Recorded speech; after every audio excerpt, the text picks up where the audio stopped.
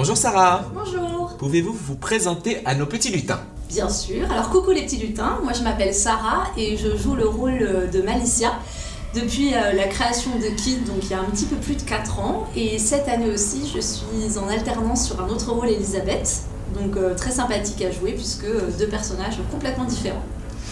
Sarah, vous étiez déjà présente sur le spectacle Big Manoir qui se jouait avant Kid Manoir. Est-ce que vous pouvez nous parler un peu de toute cette aventure? Et ben moi j'ai intégré voilà, le Big Manoir qui est donc la version de Kid Manoir mais pour adultes, qui était donc le premier spectacle d'où est sorti après Kid Manoir, et je faisais une candidate, donc Gwendy, et c'était vraiment Ténébra qui était la présentatrice pareil d'un jeu avec 4 candidats. Ils avaient des épreuves, pareil, ils ont déclenché un moment des fantômes et des ancêtres sont réapparus de Ténébra, et bon, ça a été une super expérience, c'était vraiment très rigolo, vraiment super. Quel est le challenge de jouer le Kid Manoir quand vous êtes en Malicia? Alors le challenge, c'est que Malicia, c'est un peu elle la meneuse de revue, j'ai envie de dire, et c'est elle qui en fait va donner la patte au spectacle. Alors c'est vrai que les candidats évidemment sont très importants, mais Malicia a toute cette interactivité avec les petits lutins.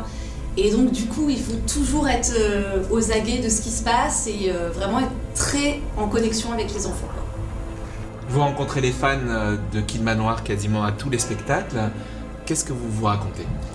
Alors c'est très rigolo parce que souvent ils viennent nous voir en nous disant j'ai voté pour tel candidat, moi j'aimais trop Gwendy, moi j'aimais trop Roméo.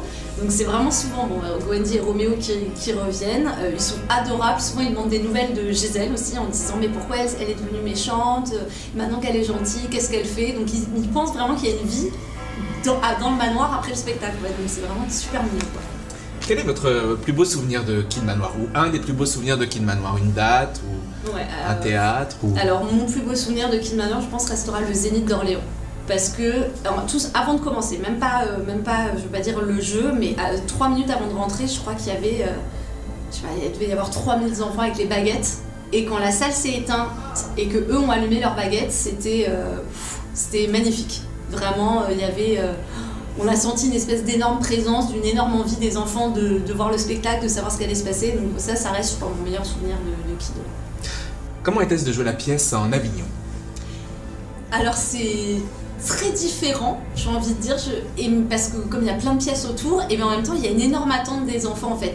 En fait ils connaissent déjà le spectacle. J'ai l'impression que quand ils viennent à Paris, les gens découvrent. Alors qu'en Avignon, les gens ont déjà vu et ils viennent vraiment pour revoir, pour rediscuter avec nous après. Donc c'est complètement différent, mais c'est génial aussi, quoi. C'est deux choses différentes, mais super pareil, quoi. Est-ce que vous avez un petit mot à dire à tous nos petits lutins qui vous aiment depuis maintenant plusieurs années?